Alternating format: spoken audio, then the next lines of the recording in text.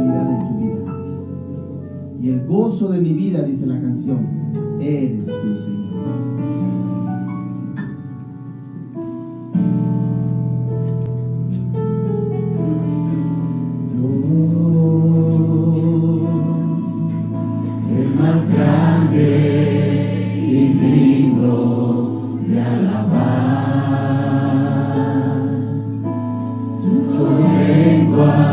Tu presencia adorar. Yo doblo mis rodillas ante ti.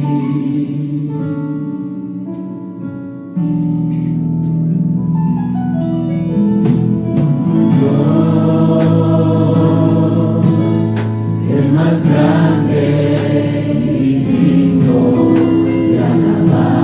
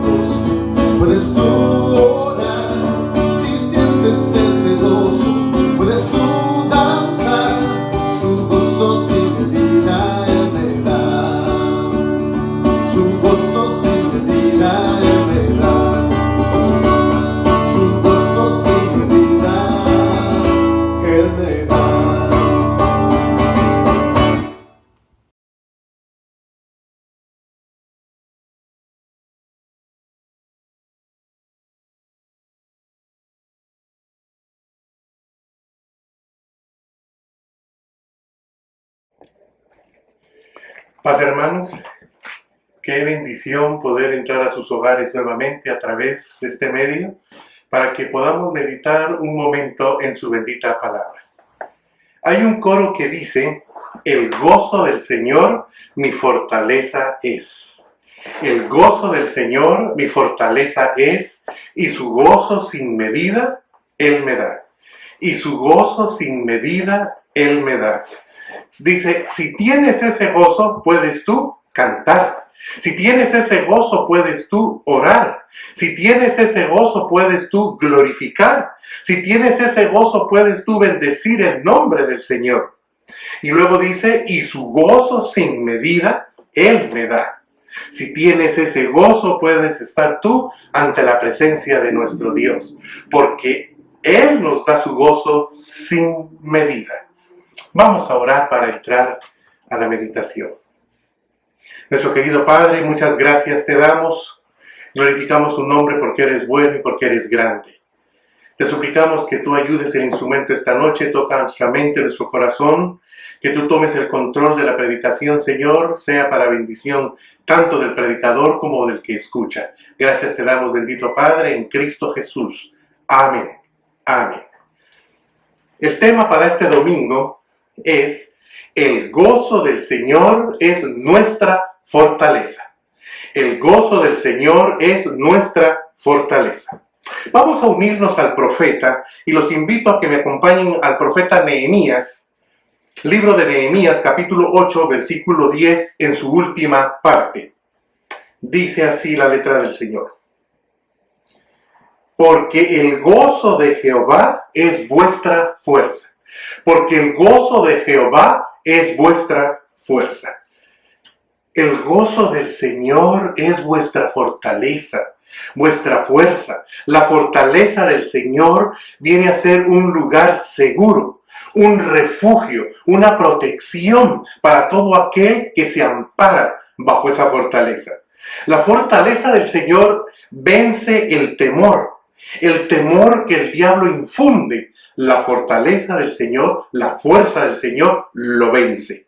Nehemías 8:1, mire, dice lo que dice la palabra del Señor: y se juntó todo el pueblo como un solo hombre en la plaza que está delante de la puerta de las aguas, y dijeron a Esdras el escriba que trajese el libro de la ley de Moisés, la cual Jehová había dado a Israel. Le fue pedido al profeta Esdras que trajese un libro, el libro de la ley. Pero mientras empezaba a leer Esdras e iba leyendo el libro de la ley, sucedió algo. ¿Qué fue lo que sucedió? Versículo 9 en su segunda parte dice: porque todo el pueblo lloraba oyendo las palabras de la ley. ¿Cuál fue la reacción al oír la ley de Dios? El pueblo lloraba mientras oían la palabra del Señor. Pero quiero que veamos antes la actitud que tuvieron ellos. Vamos al versículo número 6. Versículo 6. Bendijo entonces Esdras a Jehová, Dios grande, y todo el pueblo respondió: amén, amén, alzando sus manos, y se humillaron y adoraron a Jehová, inclinados a tierra. Miremos, hermanos, la actitud que tuvo el pueblo. Pero fue una actitud únicamente externa. Fue una actitud emocional.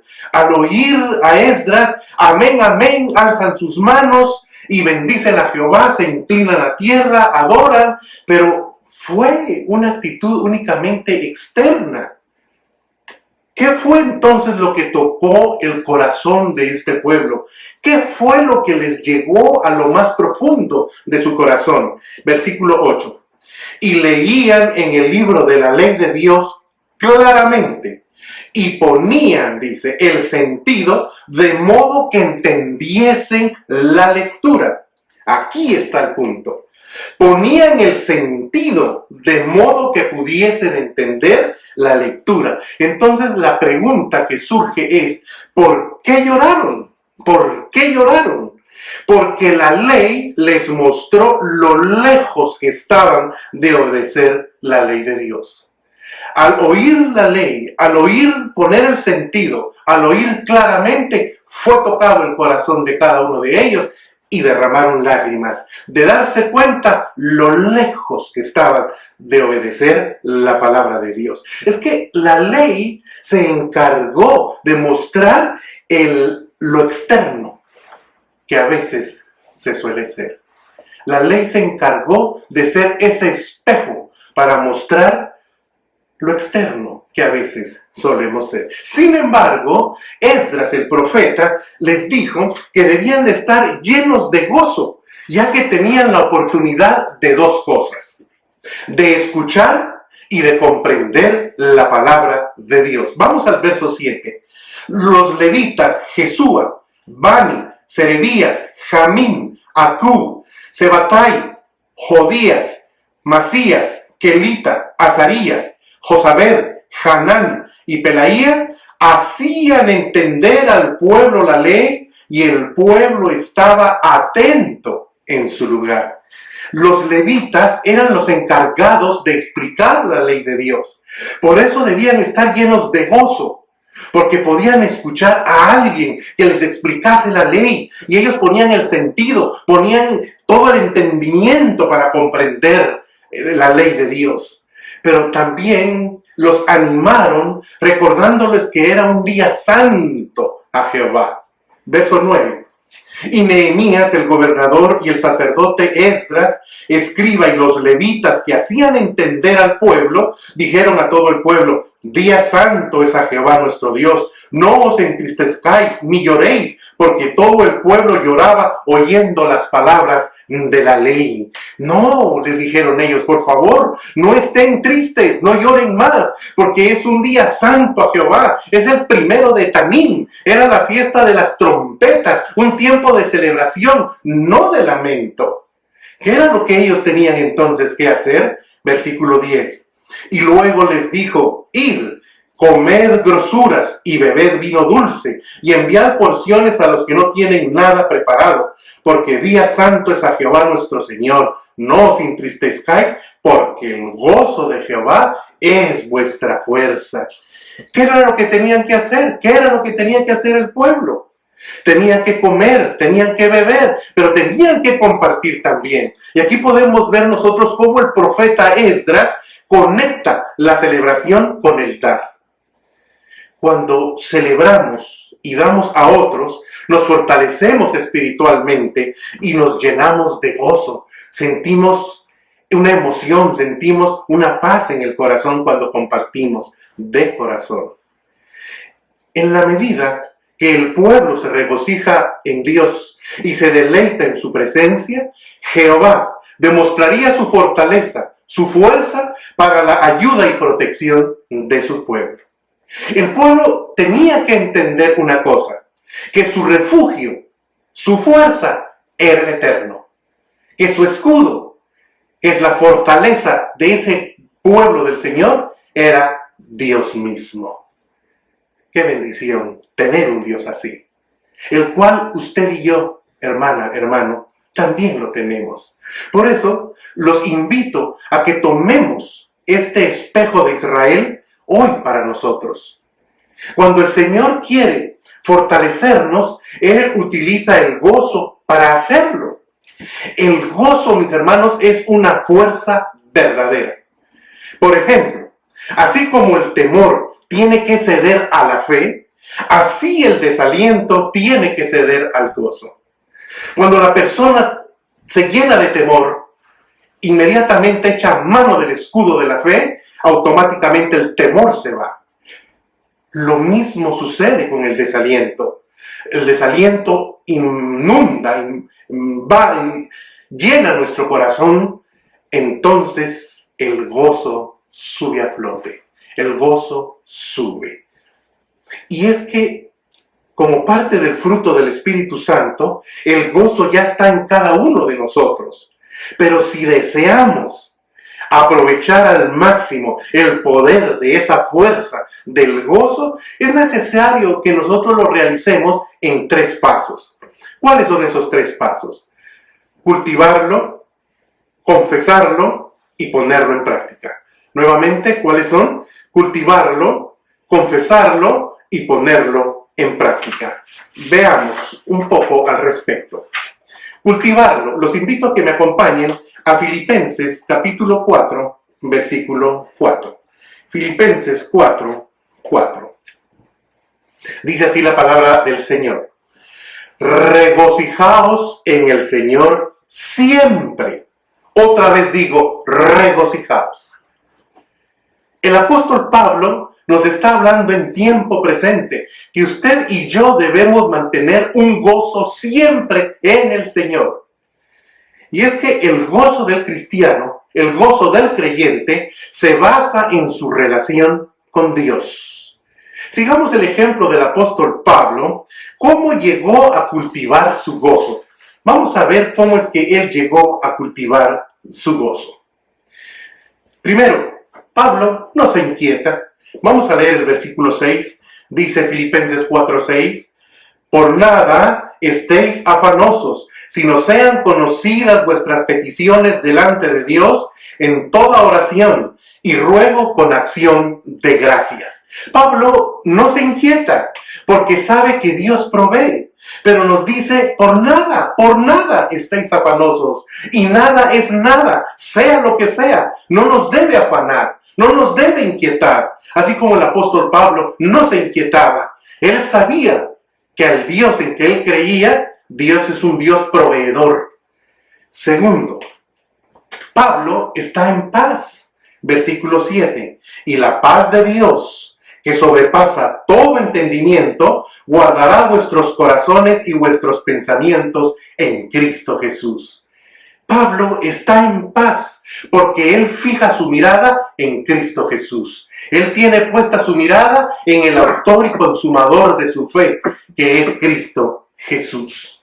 Tercero, el apóstol Pablo vive en contentamiento. Pablo vive en completo gozo. Veamos, los invito, versículo 11. No lo digo porque tenga escasez, pues he aprendido a contentarme cualquiera que sea mi situación. El apóstol Pablo vivía en completo gozo porque él llegó a entender y a aprender a estar satisfecho con lo que tenía. El apóstol Pablo sabe de dónde sacar su fuerza. Mire usted, acompáñeme, versículo 13, un versículo muy conocido. Todo lo puedo en Cristo que me fortalece. Y es que al momento en que Pablo estaba escribiendo esta porción, hermanos, de la palabra del Señor, Pablo estaba encadenado. Pablo estaba con cadenas. Pero él sacó fuerza en Cristo Jesús. No importaron las cadenas, no importó la situación, no importó lo que él estaba viviendo, no importó lo que él estaba atravesando. Él supo de dónde sacar su fuerza. Y quinto, sabe que Dios es un Dios proveedor. Versículo 19. Mi Dios, pues, suplirá todo lo que os falta conforme a sus riquezas en gloria en Cristo Jesús. Sabe que Dios no lo va a abandonar. Desde el día en que Pablo se convirtió a Cristo Jesús hasta el momento en que estaba escribiendo, Dios no lo había abandonado. Dios lo había suplido. Por eso Pablo no se inquietaba. Por eso Pablo estaba en paz. Por eso Pablo vivía en completo gozo. Él sabía de dónde sacar fuerza. Él sabía que tenía un Dios proveedor que nunca lo iba a abandonar. De esa manera, Pablo, el apóstol de nosotros los gentiles, cultivaba su gozo. ¿Y cuál era su clave? ¿Cuál era la clave del apóstol Pablo? Es que Pablo se regocijaba en el Señor. Por eso dice ahí nuevamente Filipenses 4:4, ya él lo dice con seguridad, con autoridad. Dice, regocijaos en el Señor siempre. Otra vez digo, regocijaos. ¿Por qué? Porque a Pablo nada lo movió de su gozo en el Señor. Siempre mantuvo el gozo que Cristo da. Siempre tuvo su corazón lleno de contentamiento. Por eso nos hace la invitación para que cada uno de nosotros cultivemos nuestro gozo. El apóstol Pablo, hermanos, vivió lo que vivió, ni un ápice menguó su gozo. Por eso llegó a decir esto, Filipenses capítulo 3, verso 1 en su primera parte. Filipenses capítulo 3, versículo 17, dice: hermanos, sed imitadores de mí. El apóstol Pablo llegó a decirlo, porque Pablo lo demostró, no importaba lo que estaba viviendo, siempre mantuvo gozo en el Señor. Por eso la invitación. Segundo, tenemos que confesarlo. Acompáñenme al Salmo 51, versículo 1 al 4. Salmo 51, versículo 1 al 4. Vamos a ver lo que dice la palabra del Señor. Salmo 51, 1 al 4. El profeta David dice lo siguiente: ten piedad de mí, oh Dios, conforme a tu misericordia, conforme a la multitud de tus piedades, borra mis rebeliones. Lávame más y más de mi maldad y límpiame de mi pecado, porque yo reconozco mis rebeliones y mi pecado está siempre delante de mí. Contra ti solo he pecado y he hecho lo malo delante de tus ojos, para que seas reconocido justo en tu palabra y tenido por puro en tu justicia. Los invito a que también sigamos el ejemplo de David.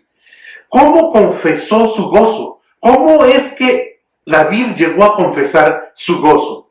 Lo hizo a través del arrepentimiento.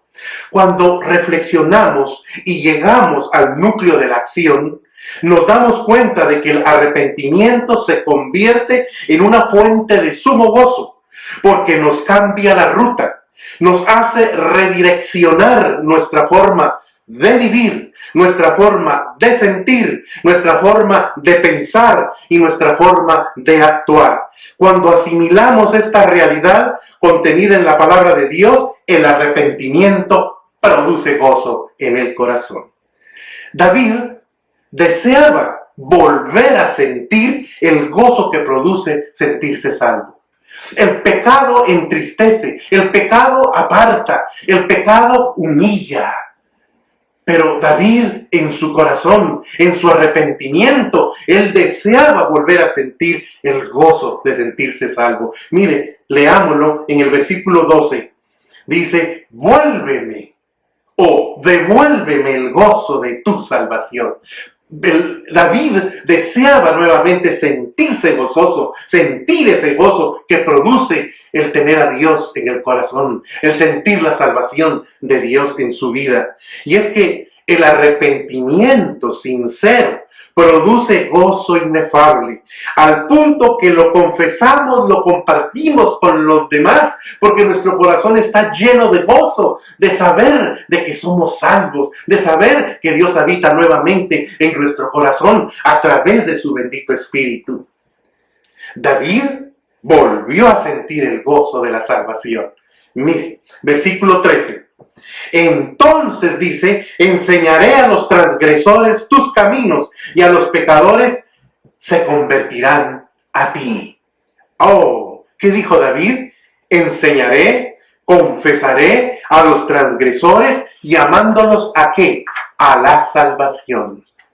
David promete que usará su experiencia de la gracia de Dios como una motivación renovada en su vida, para llevar a otros al conocimiento del amor y de la misericordia de Dios. Tal como él lo experimentaba, quería confesarlo para que otros llegaran a sentir el gozo de ser salvos, llegando a conocer a un Dios misericordioso, al Dios que David conocía. Esa es la manera de aprovechar también la fuerza del gozo, confesándolo, compartiéndolo, así como lo hizo David.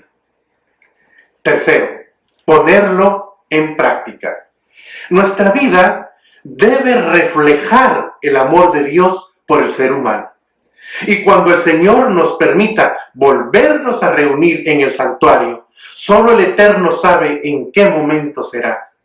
Pero cuando llegue ese momento, cuando todos estemos juntos y todos juntos podamos decir, Ebenezer, que hasta ahí nos ha ayudado el Señor, hermanos, lo hagamos para alabar a nuestro Dios y vivamos un culto con gozo que agrade y satisfaga al Eterno. Entonces, usted y yo debemos pedirlo. Mire, versículo 15 del Salmo 51. Señor, abre mis labios y publicará mi boca tu alabanza. Oh, qué bendición. Señor, abre mis labios. Cuando tenemos bien claro que el gozo del Señor es nuestra fortaleza, es porque lo cultivamos, lo confesamos y lo vivimos en la práctica. Nada puede apagar ese gozo. Nada, nada es nada. El gozo depende de la actividad del Espíritu Santo en la vida del creyente.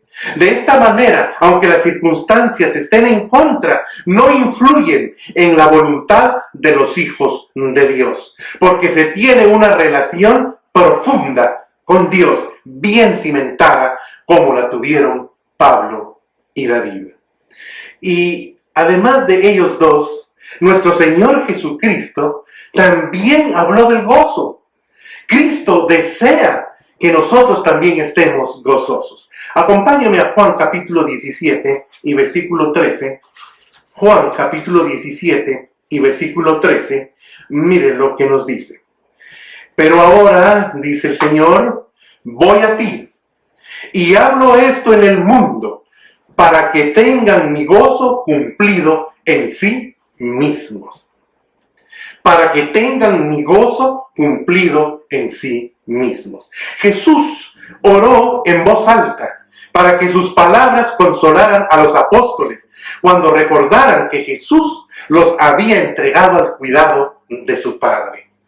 Ese recordatorio de las palabras del Señor llenaría su corazón de gozo, de saber que ahora cada uno de ellos estaban al cuidado nada más ni nada menos que del Padre Celestial. En Juan capítulo 15, versículo 11, mire lo que dice el Señor Jesucristo también. Estas cosas os he hablado para que mi gozo esté en vosotros y vuestro gozo sea cumplido. Y es que, hermano, hermana, el gozo viene de una firme relación con Cristo. Lo que Cristo ofrece y da es amor incondicional. Jesucristo no falla. Para ello, entonces, debemos vivir en contacto íntimo con Cristo por medio de la oración y de la palabra. Saber que Cristo es la fuente de todo gozo físico y espiritual. Fíjese lo que dice Juan 16, versículo 24. El Señor Jesús nuevamente hablando dice, hasta ahora nada habéis pedido en mi nombre. Pedid y recibiréis, para que vuestro gozo sea cumplido. Debemos pedir en su nombre, para que nuestro gozo, dice, sea cumplido, pero conforme a su voluntad. Bendito el Señor. Y llegamos a esta parte, el gozo final. Regresemos a Filipenses, capítulo 4, versículo 4 y 5. Filipenses capítulo 4, versículo 4 y 5. Regocijaos en el Señor siempre. Otra vez digo, regocijaos. Vuestra gentileza sea conocida de todos los hombres. El Señor está cerca. Miren las palabras del Señor Jesús. El gozo supremo viene cuando Cristo habita en nosotros. Cristo está cerca, dijo el apóstol, y en su venida lo disfrutaremos en toda su plenitud, porque el que habita en nosotros cumplirá su máximo propósito. Nuestro gozo será cumplido cuando reinemos con Cristo Jesús. Concluyo entonces mi mensaje con Filipenses capítulo 3 y versículo 1. Y el apóstol dice, por lo demás, hermanos, gozaos en el Señor. Por lo demás, por todo lo que sea, Por todo lo que la palabra nos viene diciendo, gozaos en el Señor. Hermanos, gocémonos de estar unidos al Señor. El gozo del Señor, mi fortaleza es. Y su gozo, sin medida, Él nos da. Vamos a hacer nuestra oración final. Nuestro querido Padre, muchas gracias. Bendito y alabado sea, Señor, porque nos has permitido entrarnos un poco en tu palabra. Y qué hermoso, Señor. El gozo, nuestro gozo, eres tú. Por favor, Señor, permite que nada nos quite ese gozo. Nada nos robe ese gozo. Que ese gozo nos conduzca hasta el final de la jornada y podamos reinar un día contigo.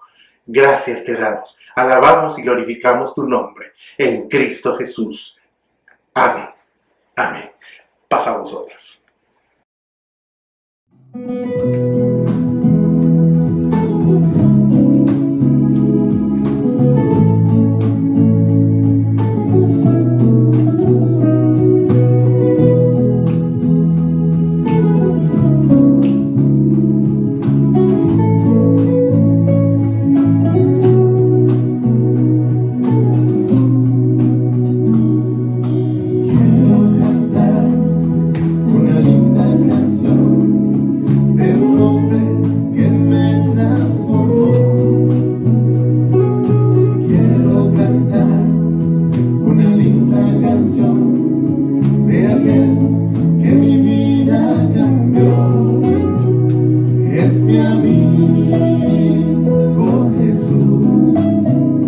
Es mi amigo